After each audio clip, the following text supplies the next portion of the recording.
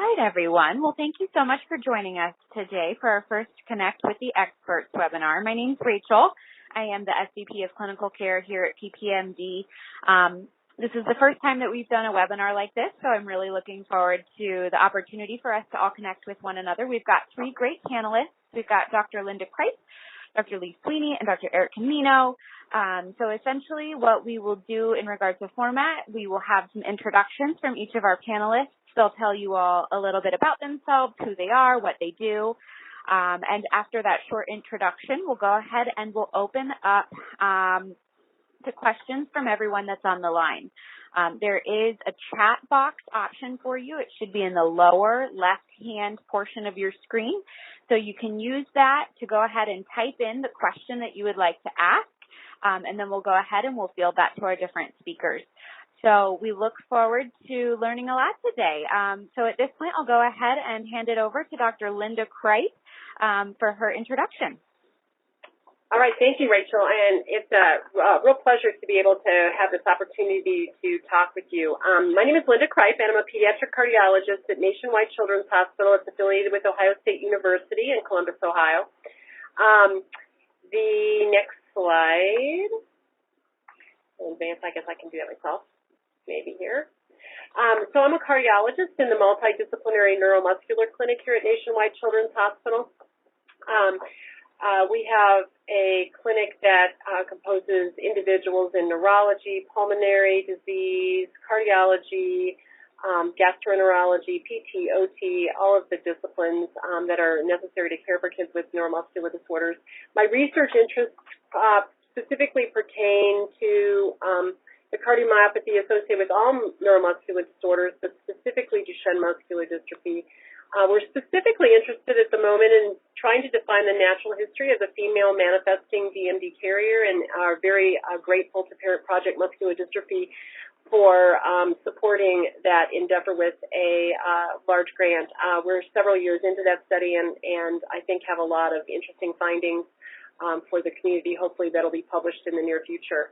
I'm also interested in understanding the natural history of cardiac rhythm disorders in Duchenne muscular dystrophy, specifically addressing when an ICD or an cardiac defibrillator should be placed.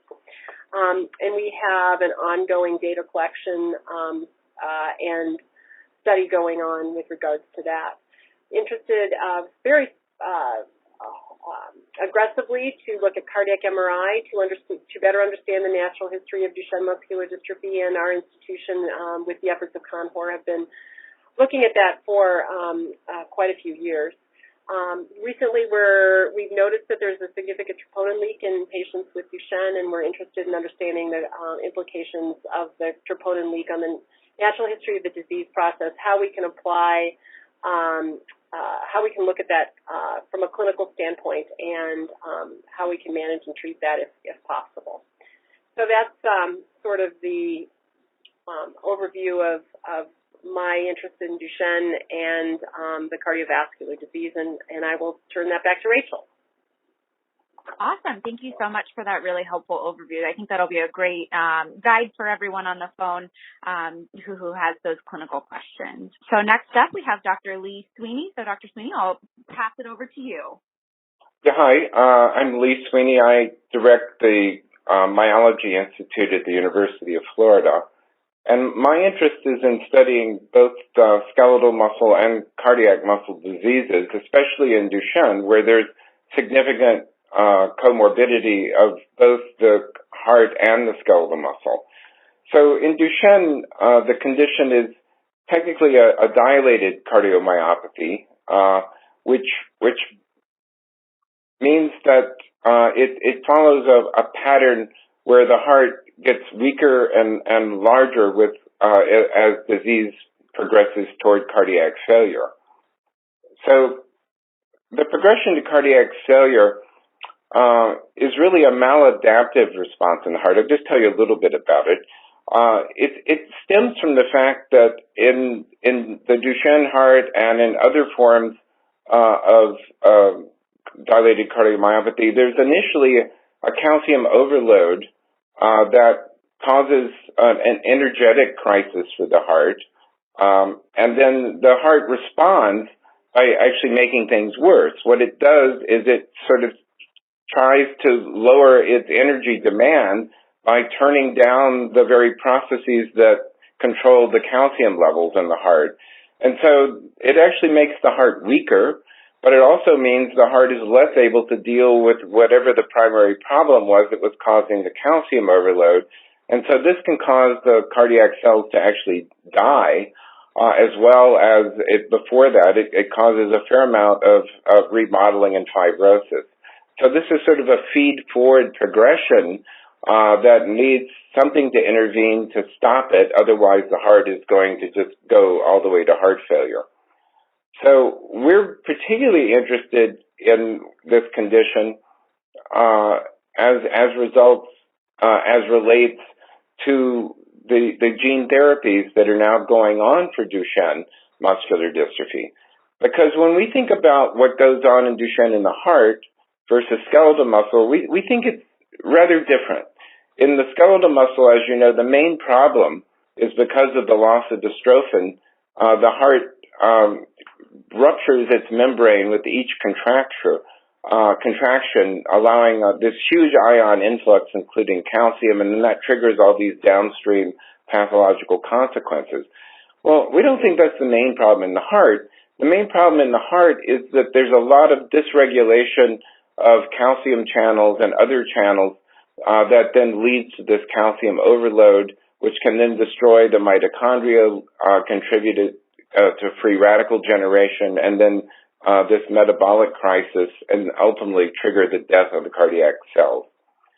So the reason for this is the regions of dystrophin that the heart really is so dependent on are these regions that scaffold a lot of other proteins, including ion channels in the heart, whereas in skeletal muscle, it's really the mechanical role that's more important. And the reason I bring this up is because with all of the gene therapies with microdystrophin, these have been engineered to be mechanically robust to save the skeletal muscle, but none of them have been engineered to save the heart. And so because of this, we don't think it's likely that any of these microdystrophins are going to ultimately rescue the cardiac disease in Duchenne patients. So the questions we're asking, is it possible to make any microdystrophin that will rescue the heart? Or would you be better off going after fixing the calcium handling and the mitochondrial dysfunction, which you could do with gene therapy, and you could do this in combination with delivery of microdystrophin. So these are the issues that we're really interested in, and so we think ultimately that the treatment of Duchenne patients may be one type of gene therapy for the skeletal muscle and a different type for the heart. And so that's really what's driving our current research interest. So I'll turn it back to you. Wonderful. I think that was a really helpful overview, and I'm sure that it's something that we all have on our minds. Clinical care, of course, is so incredibly important for Duchenne hearts, but we want to know what gene therapy can look like for that, too. So thanks so much, Dr. Sweeney. That was great. All right. At this point, we'll go ahead and hear from Eric Camino. Hi, I'm Eric Camino. I am PPMD's Director of Research and Clinical Innovation, and I'm just going to give a little bit of an overview of some of the work PPMD has been supporting relating to cardiac health. So there's a number of natural history studies that we've supported, as alluded to by Dr. Cripe. We've been supporting some work from Dr. Con Hoare, who's built a database of over 1,200 cardiac MRI reads to help us get a better understanding of how the heart functions in Duchenne and to look at the progression of scarring of the heart over the course of the disease. We also have some studies looking at carriers of Duchenne, another project that Dr. Cripe is a part of. And so it's a longitudinal study, and we're really excited to see some of the findings come out from that to better inform how we can help care for carriers of the mutated copy of DMD. We also have some work looking at some preclinical tissue collection and characterization to help us better understand how that disease looks for women who are carriers. From the side of preclinical research, we are supporting the work that Dr. Lee Sweeney just highlighted. We also have some projects we're supporting from Dr. Renzi Hahn. This is an approach of gene editing aimed at correcting mutations in the dystrophin gene to help restore the production of dystrophin in the heart. We also have supported some work from Dr. Dongshen Duan, and this is looking at those microdystrophins to see if a version of the microdystrophin can be generated that incorporates some regions of the dystrophin protein that might be more cardioprotective. So these are some projects we'll continue to update the community on as results come forward. From a clinical trial standpoint, if you are interested in participating in clinical trials with investigational products that might be beneficial to the heart for either you or your child, I would really suggest that you sign up for the Duchenne Registry at the DuchenneRegistry.org. That's a way for us to be able to notify the community about eligibility for trials. And I just pulled a couple of trials off of our pipeline to highlight that there are a number of investigational products that are currently being studied that might provide benefit for the heart. And the exciting thing here is that there are a number of different strategies that are being investigated. So cardiomyocyte protection or looking at different antifibrotics. And if you want to learn more about these trials, you can go to parentprojectmd.org/pipeline. There's a lot of information there, and you can share that with your physician to discuss about what trials might be right for you or your child. I'm going to pass this back over to Rachel now. All right. Thank you so much, Eric. That was really helpful. All right. So at this point, what we'll do, we're about 15 minutes in. We're going to open this up to questions from everyone. So again, you've got that chat box function in the lower left hand of your screen. Go ahead, shoot us a message through that function. If there's a specific person that you would like to direct your question toward, go ahead and include that as well. Otherwise, as those start to come in, I'll go ahead and direct them to our speakers, and we should have a nice conversation. So go ahead and provide us with some of those questions for you. It looks like we do have a first one that just came in.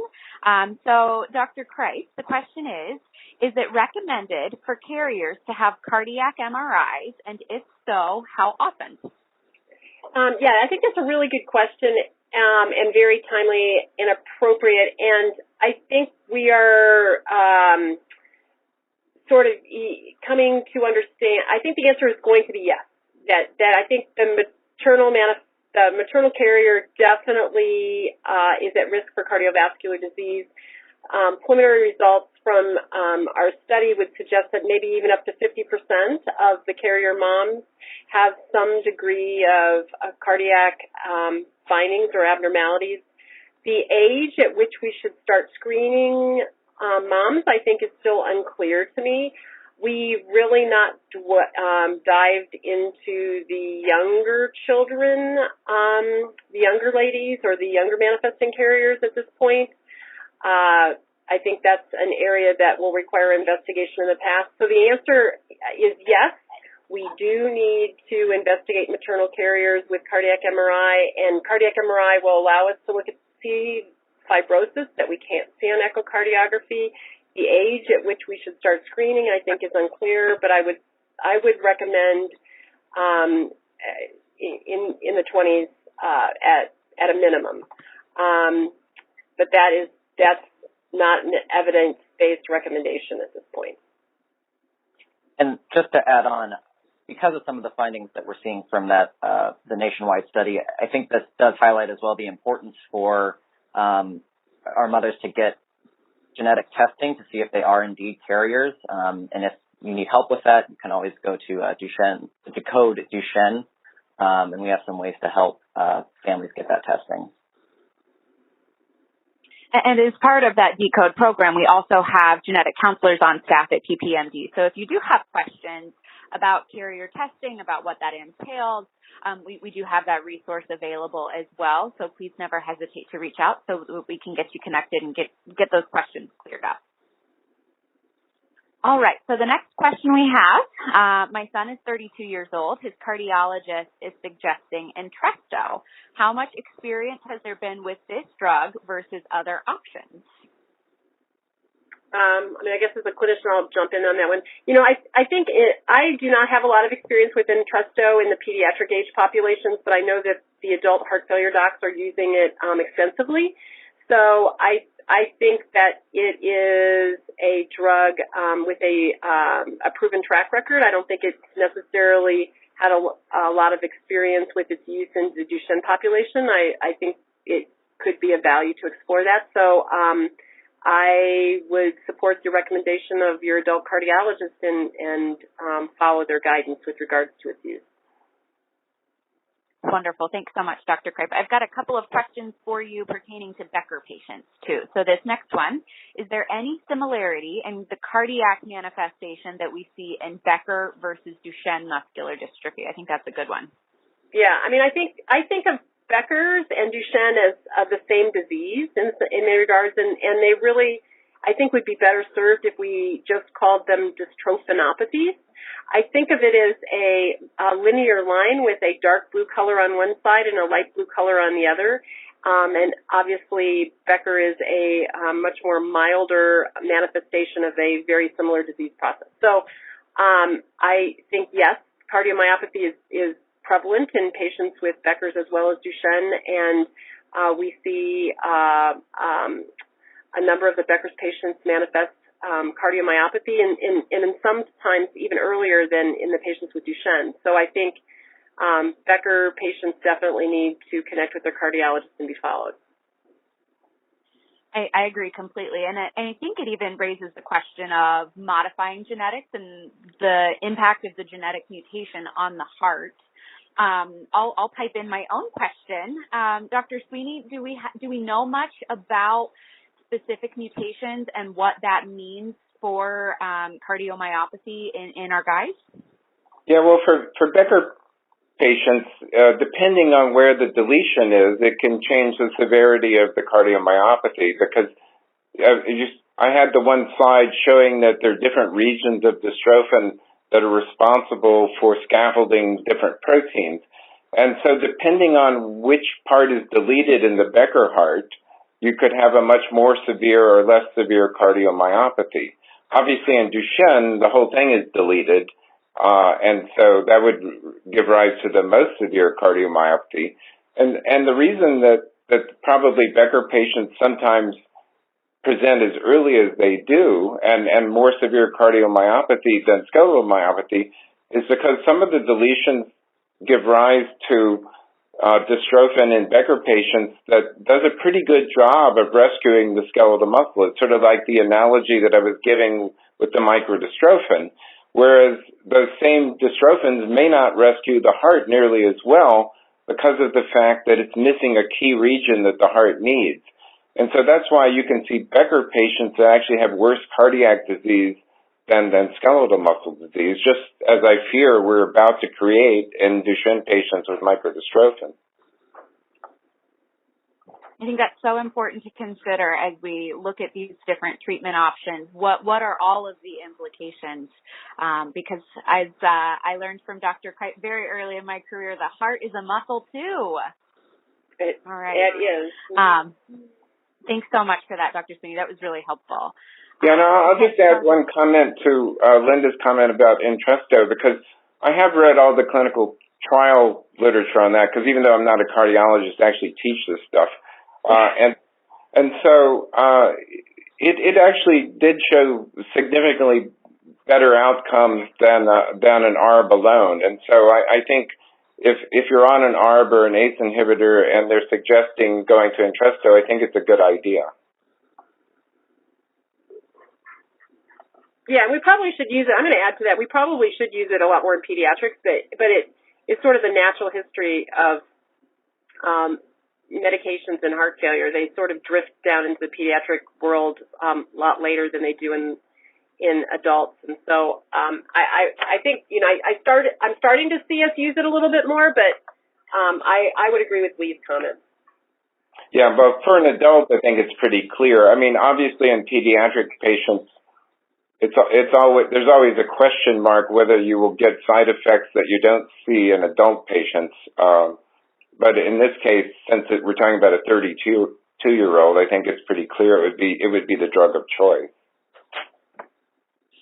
Well, and I think it speaks to the importance of adult care in Duchenne. You know, we've so historically thought about this as a pediatric disease, but as our guys are living longer, it really uncovers, you know, this whole new world of drugs and their side effect profiles, and how do we really adequately care for them. I'm seeing a lot of adult questions come through. The next one's actually also regarding an adult with DMD and some clinical care questions. So the question is, we're struggling to get sufficient health care for my son who is 24 with Duchenne. What other baseline tests should we advocate for other than just the MRI? I mean, I think, you know, obviously you want to look at cardiac function, and an MRI is, in my opinion, a cardiac MRI is the optimal way to do that. If you can't get that from your cardiologist or your regional area, an echocardiogram can suffice, which is a cardiac ultrasound to look at cardiac function. I would also look at an EKG. We're looking for rhythm abnormalities, and a 24-year-old, a Holter monitor, a baseline monitor that we put on the patient to look for rhythm abnormalities. There's some pretty slick devices that are available these days that can monitor the heart for several days and look at rhythm abnormalities. So I would look to do tests that monitor cardiac function as well as cardiac rhythm abnormalities. Great, that's super helpful. So this next question is more about research. So Dr. Sweeney and Eric, if you want to kind of help us navigate this next one. My son is 12 years old with Becker muscular dystrophy and was recently diagnosed with decreased ejection fraction. Since he doesn't qualify for any of the Duchenne trials, are there any medications in trial or being researched that might help him and others with Becker in this situation? Well, I mean, he should be on the full spectrum of heart failure drugs, I assume, but I don't actually know that. What drugs is he on? So we don't have that information, but I think maybe the question really is in regard to what types of medications are being investigated currently that could contribute to these different kids. So hold on just one second. It looks like this particular patient is already on lisinopril. Well, yeah, but that's inadequate. I mean, he needs to be on an ACE inhibitor, a beta blocker, an aldosterone receptor antagonist. I mean, he needs to be on the full spectrum of heart failure drugs. I mean, Linda, you should be answering this. Yeah, no, I mean, I think, I think that the answer to this question is when you have a decreased ejection fraction, obviously the disease is progressing, and you should be working closely with your cardiologist and heart failure specialist to manage that. And like Lee said, getting on the maximal, eventually escalating the doses and the drugs to where you're managing the disease, I think is extremely appropriate. With regards to the second half of the question, are there any medications in trial or being researched that might help them or others at this point in time? I mean, I think that, there are some gene therapy. I think there is some interest in extending the gene therapy trials eventually to patients such as this, to specifically look at whether you can impact cardiac function. And I can, Lee actually is working on one at the moment. I don't know how much he wants to talk about that, but I think there are investigators who are working in this arena. I don't think there's anything available at this moment in time. There is one trial, and the locations, though, are only in Europe, and it is part of Givinostat, which you may have heard from some of their Duchenne trials. They have a smaller Becker study, but it is currently in just adults. I believe the age for inclusion is 18 to 65. But that is ongoing, and that is one product that is being looked at in a Becker-specific population. So, Eric, what's the status of the well, actually, I don't know how they pronounce it. Rimperide, or however. Yeah. Rimperide. Yes. So they had completed a phase 1 study, and I think at this point, interested in having a phase 2, but there's been no formal kind of announcement in terms of timeline for, I think, a follow-up. But they did complete a phase 1 study with that product. The Givinostat product is, outcome measure-wise, is looking more at skeletal muscle function than at cardiac. Okay. But at any rate, it sounds like this young man is not on a beta blocker, and so that would you should certainly get him on a beta blocker to help slow the progression of the cardiac disease, while some of these newer treatments are coming online. Absolutely. All right. So we'll go ahead and move on to the next question. This is an interesting one. So Dr. Cripe, once a patient with Duchenne has fibrosis on cardiac MRI, does that change the frequency with which they should have cardiac MRI obtained? I don't think necessarily change the frequency that there's a need for cardiac MRI, but I do think that once you see fibrosis on cardiac MRI, it does change the way I think about those patients. I do think that we know from studies that once fibrosis is starting to form, that cardiac dysfunction is on its way. And so I do follow those patients a little bit more closely and aggressively, and like Lee just mentioned, to sort of maximize their medical management. Perfect. And a bit of a follow-on question to that. So in those sorts of situations, do you ever use a boy's cardiomyopathy progression to help guide what you might expect in a mom's carrier heart? So the question reads, is there any connection between cardiomyopathy in a DMD patient and how his mother's heart is affected? Yeah, I think that's a really interesting question. I think that we don't really have a definitive answer on that at this point in time. I think that's something we're going to be looking at in the carrier study. The only answer that I can give to guide that is I think that there are a lot of modifying genes. I think you can take a look at two boys in the same family who have the exact same mutation, and I'm always fascinated by the fact that, one boy will be having significant fibrosis and some mild dysfunction at age 8, and the other one will be completely normal at age 15. So I think that there's a lot more to this than meets the eye, and it is not as simple as sometimes we think it might or should be. I don't know if Lee has anything to add to that, but...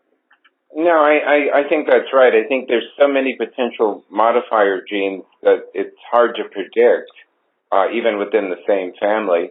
And furthermore, for a carrier mom, it's a random process that determines how many of her cardiac cells will have dystrophin and how many won't. And so, that really makes it totally impossible to predict. Lee, a question for me. So when you talk about different cells having dystrophin versus not, are you kind of alluding to the concept of mosaicism?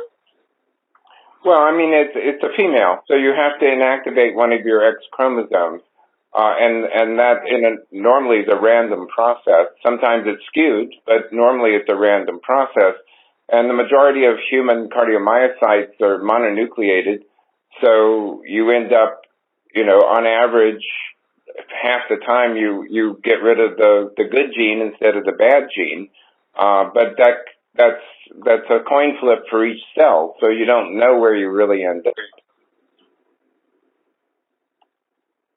Right, that's really interesting. It's kind of fascinating how we can see skewing or not skewing of that X chromosome. So,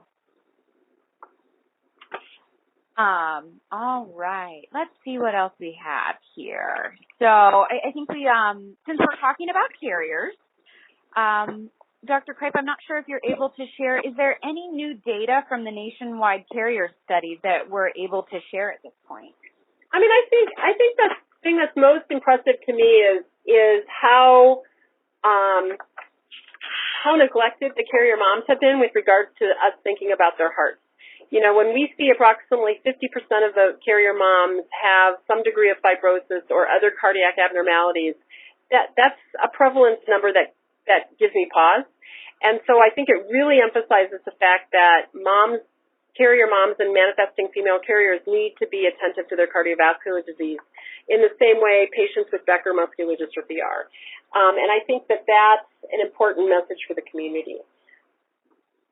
What to do about it, however, will be the next step, and whether any of these gene therapies will be able to benefit carrier moms, I think we have yet to see. So, but I think it gives us an area of investigation for the future. Absolutely. I'm gonna continue to stick on carrier. We're getting lots of carrier questions. So this next one is actually something that I was talking about with a colleague just this morning. So how do you find a qualified cardiologist for carrier moms that actually has knowledge of DMD and what to look for? And is that perhaps something that you can schedule in conjunction with your child's clinic visit at a certain site? Or how do you go about finding those cardiologists with that expertise, since it is rare but becoming more prevalent than perhaps we realized before? Yeah, I mean, I think that that's still an area of evolving. I don't know what the right word. We're evolving with regards to our ability to take care of carrier moms. I think that there are larger neuromuscular centers, and you can speak to the cardiologist who takes care of your son and ask them if there is an adult cardiologist in their group or their practice or their institution that has an interest in Duchenne or is currently working with your program. Here at Nationwide Children's, we actually have a cardiologist who's doing the carrier study, who's adult peds trained, who is very interested in Duchenne cardiomyopathy. But that said, I think that's a rare bird. So in the absence of that, I would not go to any old cardiologist where you sort of just call a random person in your community. I think I would stay to university medical centers and talk to people in academic centers who may specialize in cardiomyopathy and heart failure. And even when you do that, you might come across somebody who is extraordinarily knowledgeable but hasn't had a background in Duchenne, which I think is fine. I mean, I think that there's so much common about the cardiomyopathy in this disease with regards to the cardiomyopathy in other diseases that that individual should be able to handle that. So the answer is it's not easy, but you're going to have to do a little work. And it's the same type of thing as if you were going to go and you were going to buy, let's say, a new Toyota RAV4, and you were in a town that didn't have a Toyota dealership. You wouldn't go, you could go to the Ford dealership and say, can you help me get a Toyota? It might not necessarily be helpful, but you would have to maybe sometimes go to another city. And then to find the exact car that you'd want, you might have to go to several dealerships. So I think it's going to take a little bit more work in some instances to find that right cardiologist. And I will say as well, a great place to start that search if you need some help is to look at your local CDCC, the Certified Duchenne Care Center, if there is one around you. And to reach out to those programs as well. We have, excellent nurses on staff at PPMD. And so if you need to, you can email Rachel or Amanda. We have simple email addresses, Rachel or Amanda at parentprojectmd.org. And I'm sure they'd be happy to try and connect you with some cardiologists that we know in your area. Yeah, absolutely. Thank you so much for mentioning that, Eric. That's something that we're happy to do. Shoot us an email. Oftentimes, we will reach out to the Certified Duchenne Center closest to where you live and work with that team to identify somebody either within that institution or a neighboring institution to find the best fit to make sure that moms are getting the best care possible. So, again, we're happy to do that and coordinate. Never hesitate to reach out. That's truly what we are here for. All right, so I've got a couple of research questions next. So Lee, Eric, maybe one of you can try and field this one. It's a bit specific. So do researchers feel that idebenone may mitigate mitochondria damage or diminished function? Could a large-scale trial be commissioned to study Duchenne patients at various ages? So I'll let you guys think about that for a moment, but a bit specific, but asking about idebenone and mitochondrial function. Well, I mean, theoretically, idebenone should slow the cardiac progression because it will decrease the amount of free radical generation from the mitochondria because as I mentioned already, they're uncoupled because of the problems associated with the disease, and so they become a driver of the pathology. So the idebenone could help that. If they're asking to what extent it would help it, and therefore how easy would that be to demonstrate in a clinical trial? Could you change the trajectory toward heart failure? I don't know. I mean, it would be a long trial. It would take a lot of patients, so I don't think it's a trial that's ever going to be doable. But nonetheless, from a theoretical standpoint, it should be beneficial. And just as a reminder from the clinical research standpoint, there is a large ongoing phase 3 clinical trial of idebenone, of Santhera's study, looking at patients 10 and older. But I think it's a respiratory outcome, yes? Correct, it is. Yeah, because the cardiac outcome is much more difficult to show. It is, and actually that raises an important point, I think, in that I think we should all encourage investigators when they are initiating trials to ensure that they put in cardiac endpoints into their trials, because there's only one way we're going to know if these drugs are impacting the heart is by getting baseline natural history data and then knowing over time if we see changes in that. And it's hard. It's hard to do because it takes money. It adds complexity to the trial, so I understand why it's not done in many instances, but I think we need to apply pressure to make sure that that happens. Yeah, I think that, the main problem is, as I said, I teach this stuff to the medical students. Every drug that's gotten approved for heart failure, the outcome is survival. So that's the difficulty, because really it's all about changing the percentage of patients that survive over a 5 or a 10-year period. And so that's a big challenge if that's your only FDA-accepted outcome. And so we need to develop other outcomes, surrogate outcomes, essentially, for the heart so that drugs could move forward in the Duchenne population that target the heart. That is perfectly said. That is perfectly said. Thank you, Lee, for that. That was great. So here's a question for you, Dr. Cripe. Fairly straightforward, I think.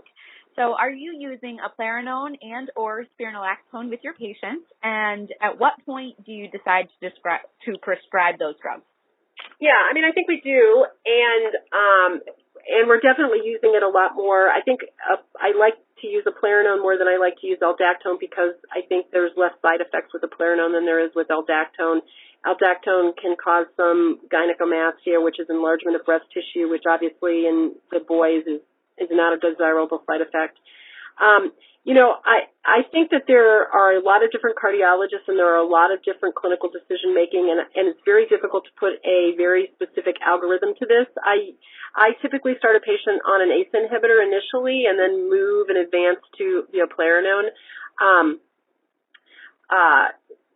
I use a number of endpoints. If I see progression in the degree of fibrosis on the cardiac MRI, if I see changes on the Holter or on the EKG or other things that trigger my decision making, I will start those drugs a little bit earlier, and that goes the same with beta blockers. Now, beta blockers have a lot more side effects than eplerenone or the ACE inhibitors do, so I use them with a little bit more caution. But every cardiologist is different, and it's kind of like cooking. I think that every chef can cook a plate of spaghetti, but they get to the end point in a little bit of different ways. And so I don't want to necessarily preach a very direct or specific treatment algorithm, because I realize that there are a lot of different people thinking about it. But yes, definitely use eplerenone as preferentially over aldactone. To go along with that question, Dr. Cripe, assuming normal function, at what point would you go ahead and start prophylactic cardiac medication in the context of, normal ejection fraction, no fibrosis? When would you go ahead and start some drugs anyway? That also is a really tough question, and I think, it goes back to a lot of the things we've been talking about, is that there really isn't a lot of good natural history data, and there's never going to be a lot of good natural history data about the use of these medications or what age to start them at, because of the difficulty doing these clinical trials and the expense of doing these clinical trials. Intellectually, you could make the argument starting an ACE inhibitor at the time of diagnosis, because you know that this trophin is absent, and you know that the disease is likely there. Now, we can't see it because, one, we don't usually do MRIs in these young children, and the MRI might not pick up the degree of fibrosis that is there. Now, if you actually were able to take a piece of that myocardium and look at it in the lab or under electron microscopy, you're very likely to see changes. So then the argument goes, well, then why don't we start them at diagnosis? I think it goes back to the ability of that drug to ultimately impact the disease process. I think there are a lot of questions and unknowns. And I'm trying to be very politically inclusive here, because when you talk to a large group of pediatric cardiologists, and we have a number of groups that are now interested in Duchenne who speak frequently, I think there's a lot of diversity of opinion as to when to start them. And I think a lot of those opinions are reasonable, some of them based on side effect profiles for some of these drugs and experience with negative outcomes. So I typically start them earlier. The ultimate guidelines say by the age of 10. I like to start them a little bit earlier, but I've definitely, in some families who've requested it, I've started them at the time of diagnosis and feel very comfortable with that. And I think it speaks to the importance of having that relationship with your cardiologist and identifying what plan makes the most sense for your son, given his situation. It can look so different for each and every family. So just because, you're 7 years old and you have a normal ejection fraction doesn't necessarily mean that the plan of care is going to be the same for all of the boys that perhaps fit into that bucket. Right. So I completely agree with you. Talk to your cardiologist. I completely agree with you. And, some of the kids are on steroids and have an enormous amount of weight gain at age, 5 or 6. I'm much more willing to use an ACE inhibitor because I know your blood pressure is going to be elevated, right? And not only does an ACE inhibitor have other benefits, but one is, keeping the blood pressure as low as possible, I think, is one of them. And so I agree with you. I think an intimate working relationship of trust, and I think trust is really critical with your cardiologist, is important. Absolutely. All right. So I think this is a question for Dr. Sweeney. We've got another genetics question. So this seems to be a bit of a theme throughout what's coming in for us. So the question reads, my son and father both have Becker and have the same deletion, but my son has cardiac issues at age 12, whereas my father didn't have issues until age 69. Doesn't this contradict the theory that where the deletion is dictates cardiac presentation? Well, it gets back to what Linda was saying. There are a number of modifiers of both the skeletal and the cardiac disease that are other genes that make it difficult to predict from what the mutation is in a Becker patient, what the age of presentation will be or how severe it will be. So the deletion is certainly part of it, but these modifier genes also play a big role, as does lifestyle, depending on, the lifestyle of the patient can also have a big impact on cardiac progression. blood pressure, activity, those sorts of things, as well as these modifier genes. Perfect. All right. So the next question is about troponin leaks. So I think this is actually a fairly timely question considering the recent CARE meeting about this. So can you explain why we see troponin leaks in the DMD population? Dr. Cripe, maybe you can start off, and then we'll pass that over to Dr. Sweeney. Oh, the answer, I don't understand it. So I'm going to say, Lee, do you want to take that one? It obviously must be some sort of myocardial injury that's occurring. I think it represents the natural history of the disease. I think that there are likely triggers that precipitate these episodic events. But I would love to understand it better. Yeah, I think it's hard to say, other than there's been some sort of acute regional focal injury, whether it's the result of some sort of arrhythmogenic origin or vascular or what is really not so clear, or if it's just because, a group of cells went over the tipping point and actually started apoptosing. So I think there are lots of potential origins, but we don't really know. It's just symptomatic of the underlying disease, and unfortunately of maybe, episodes where there is an acutely elevated amount of damage. And in part because of that lack of understanding, that was some of the onus for PPMD convening that meeting involving a number of clinicians and our partners from pharma to discuss cardiac troponin. And, in order to better understand that moving forward, we're going to try to have some more robust collection and sharing of that data so we can start to get a better understanding of the significance.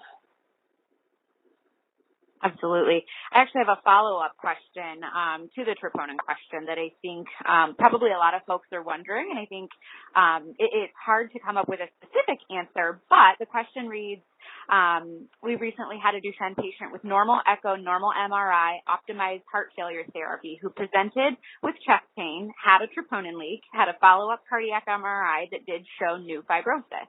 Can you explain this phenomenon and what follow-up would look like clinically? Yeah, I think that perfectly says the problem, right? I think that these episodes of troponin leak are unexplained, occur without inciting events sometimes, and occur after periods of illness or a viral infection. They typically cause myocardial injury, as we just mentioned, and I think it's that injury that you're seeing on the cardiac MRI.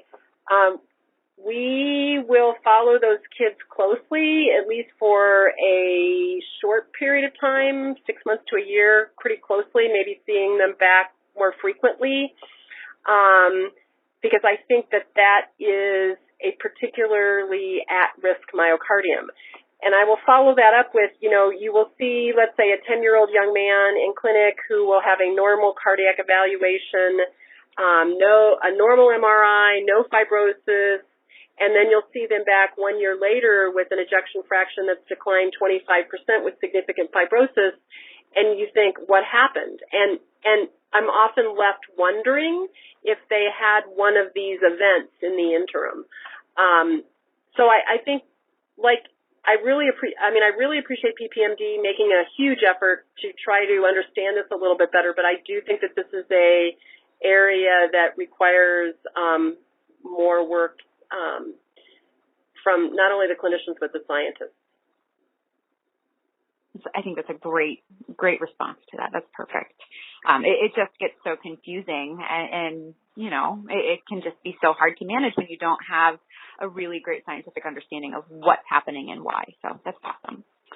All right. So we've got another carrier question, or potential carrier question. So the question is, we are considering genetic testing for our daughter. So the family already has a son with confirmed Duchenne, so they've also got a daughter, and they're considering testing because cardiomyopathy of carriers can start presenting in the teens. We've received some support for testing, but also some pushback from others for ethical reasons, stating that it's the girl's choice to have the testing as she gets older.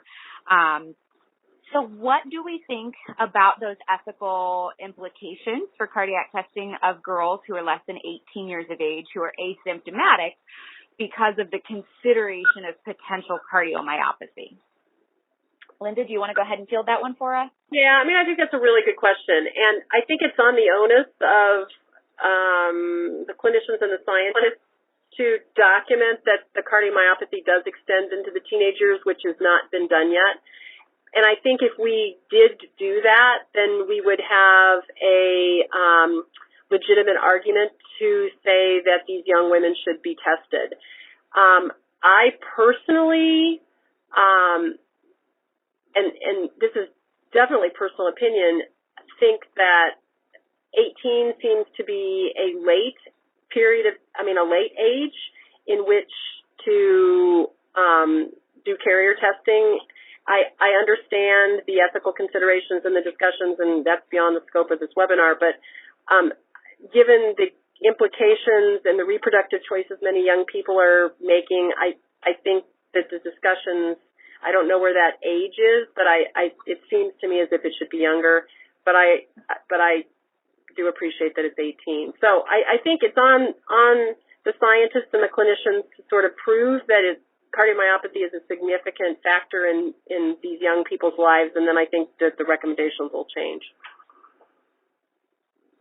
I absolutely agree. And again, I think it speaks to the importance of not only the relationship with your cardiologist, but also having a good relationship with a genetic counselor so that you can talk through the pros and the cons. So there might not be a right answer, or that right answer might be different for different families. So please speak with your genetic counselor about those pluses and those minuses if this is a situation that you find yourself or your family member in. And again, we also have genetic counselors at PPMD who can kind of talk through some of the different perspectives when it comes to testing girls who are under the age of 18. It's definitely complicated, and there's definitely not a really clear prescriptive answer in that regard. Okay. All right, Dr. Sweeney, we've got one for you.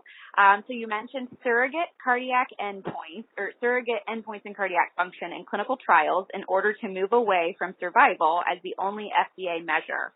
Are there particular ways of measuring cardiac function in Duchenne kids that you think would be appropriate for trials that could pass with the FDA?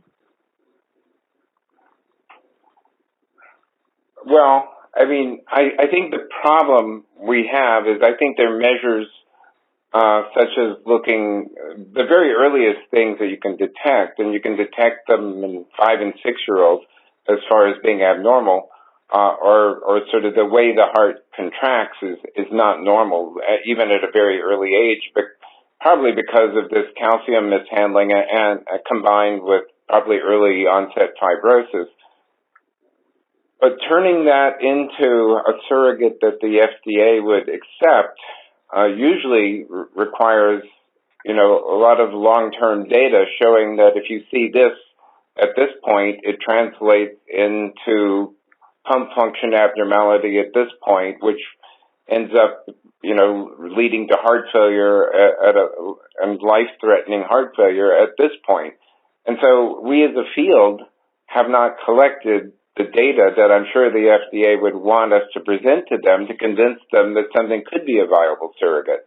So while I think we have measures that could be predictive of long-term changes in the heart, there's just not enough data yet to make the case. And so we're sort of in a pickle in terms of the drugs, I think, that are being developed that can change the course of the disease, but I'm not sure, although we haven't had the discussion. So we need to have the discussion with the FDA to see how they feel about it, because when it's a genetic disease and clearly 100% penetrant, then maybe it's a different discussion from heart failure of unknown etiology or environmental etiology or whatever. And so maybe they would react differently. Frankly, this is something that needs to be explored, and something I hope PPMD continues to push is the dialogue with the FDA that would help us come to some decision with them about what could be a surrogate and what data the FDA would want in order to declare it a surrogate.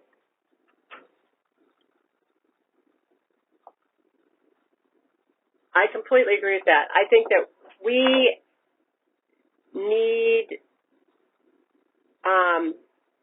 this desperately, but it's not going to come easily, and I think it's the result of the fact that most heart failure trials are done in adults with thousands of people.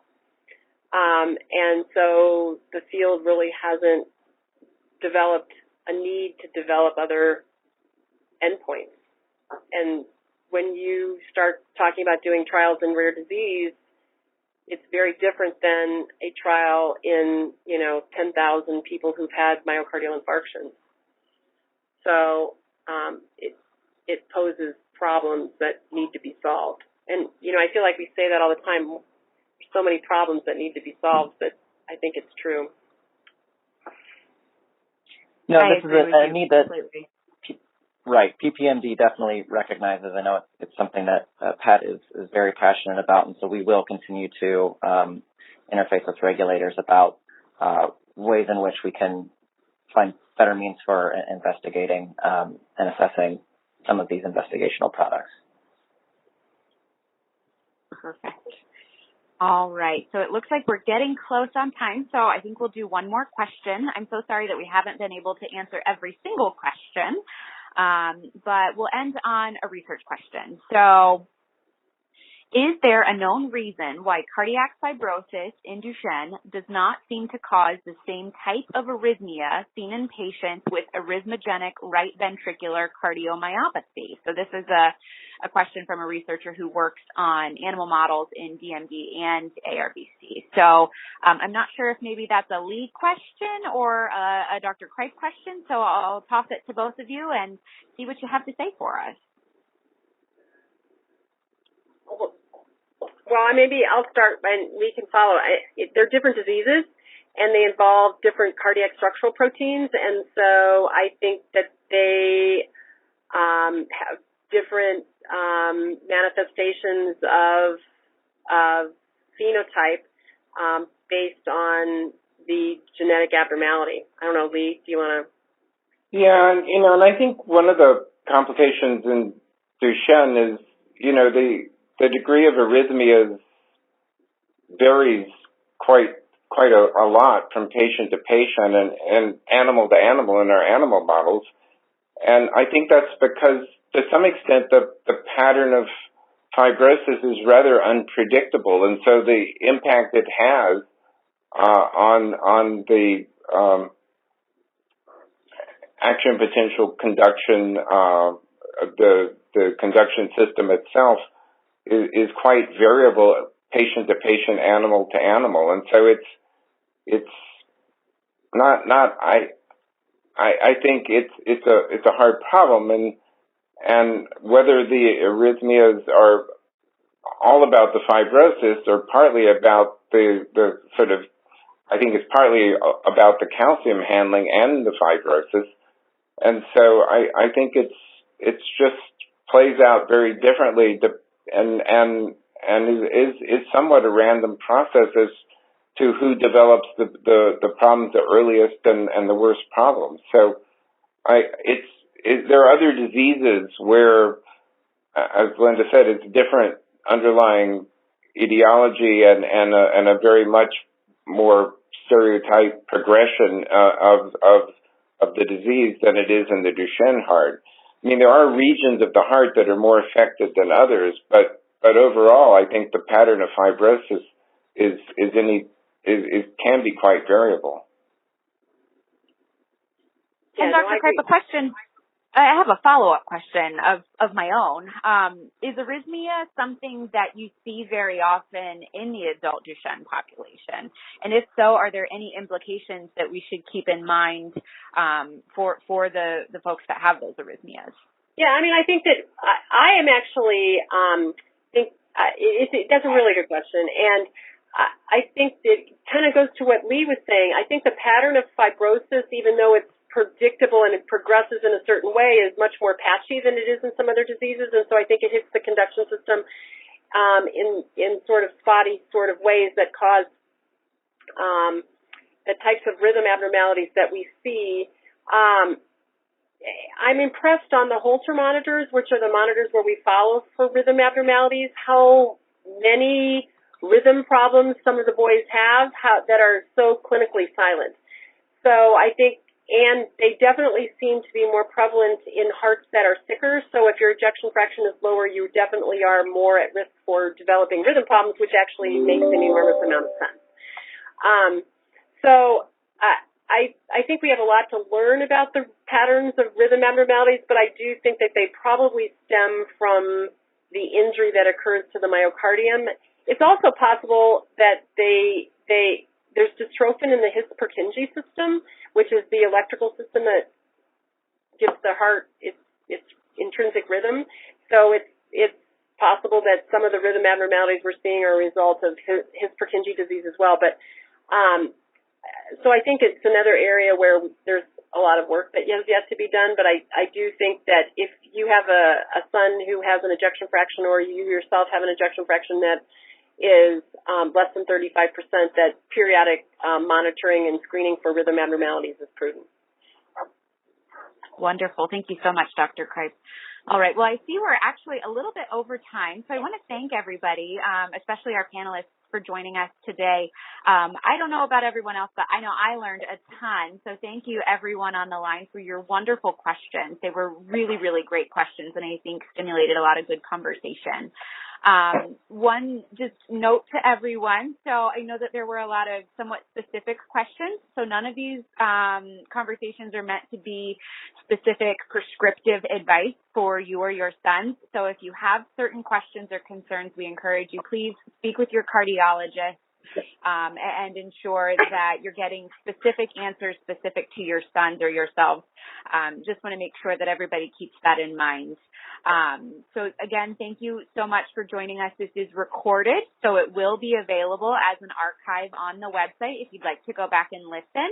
And we have another one planned. I think in May, we're going to dive into the behavior and cognition and the brain in Duchenne with some psychologists and neuropsychologists and different educators. So I think that that'll be a great opportunity. So please keep an eye out for an invitation for that in the late spring as well. And I think with that, we will let you all get back to your days. Thank you again, and everybody have a wonderful afternoon.